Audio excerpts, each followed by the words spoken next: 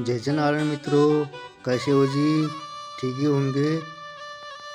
आज मैं आपको नारायण भक्ति ज्ञान कथा में महाभारत में एक गौरैया भी थी। उस नन्ही गौरैया ने भगवान श्री कृष्ण से कैसे मदद मांगी, उसके बारे में कथा सुनाने जा रहा हूँ, ध्यान से सुनना।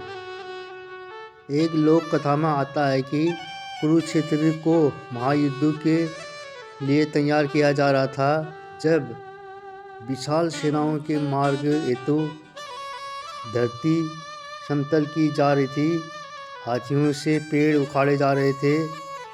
उन्हीं पेड़ों में से एक पर एक नन्ही गौरैया अपने 4 बच्चों के साथ रहती थी। फिर पेड़ गिरते ही उसका घोंसला भी धरती में आ गिरा।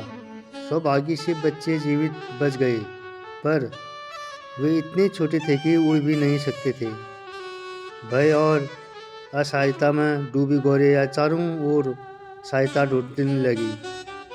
प्राणी कोई भी हो, चाहे छोटी हो बड़ी हो, डर सबको लगती है इस जीवन से। भगवान ने इतना सुंदर जीवन दिया है सबको। हर प्राणी अपने मोह माया में उलझे हुए हैं, अपने मोह माया से प्यार करते हैं। उसी क्षण उसने देखा कि कृष्ण अर्जुन के साथ युद्ध भूमि की ओर बढ़ रहे हैं। वे रण की तैयारी और रणनीति पर विचार करने आए थे। साहस बटोरकर वह छोटी सी गौरैया फड़फड़ाते पंखों से भगवान कृष्ण के रथ तक पहुंची और करुण स्वर में बोली, हे प्रभु, मेरे बच्चों की रक्षा कीजिए। युद्ध आरंभ होते ही वे रोक दिए जाएंगे। भगवान कृष्ण ने शांति भाव से कहा, मैं तुम्हारी पीड़ा समझता हूँ, पर प्रकृति के नियमों में हस्तक्षेप सरल नहीं है। गौरैया ने विनम्रता से उत्तर दिया, प्रभु, मैं यह नहीं जानती कि नियम क्या है। मैं बस इतना जानती हूँ कि मेरे और मेरे बच्चों के रक्षक आप ही हैं। उनका भविष्य आपके चरणों में है। फिर कृष्ण ने कहा, काल चक्र किसी के वश में नहीं है, पर उस नन्हे प्राणी का विश्वास अडिग था। प्रभु, आप ही काल के स्वामी हैं। कैसे और क्या करना है, यह आप जाने। मैं स्वयं को पूर्णतः आपको सौंपती हूँ। तब भगवान श्री कृष्ण ने कहा, अपने घोंसले में 3 सप्ताह का भोजन इकट्ठा कर लो। हर प्राणी को स्वयं सहायता करना पड़ता है, स्वयं कर्म करना पड़ता है। बिना कर्म किए हुए भगवान भी सहायता नहीं करते हैं। फिर भगवान ने गौरैया को बता दिया कि जब तक युद्ध चलेगा तब तक के लिए अपना भोजन इकट्ठा कर लो। अर्जुन को कोई पता नहीं था, जो इस संवाद से अनजान था। गौरैया को हटाने लगा। वह क्षण भर पंख फैलाकर खड़ी रही और फिर चुपचाप अपने घोंसले में लौट गई। कुछ ही दिनों बाद शंखनाद हुआ और युद्ध आरंभ हो गया। युद्ध के प्रथम दिवस कृष्ण ने अर्जुन से कहा, मुझे अपना धनुष दो।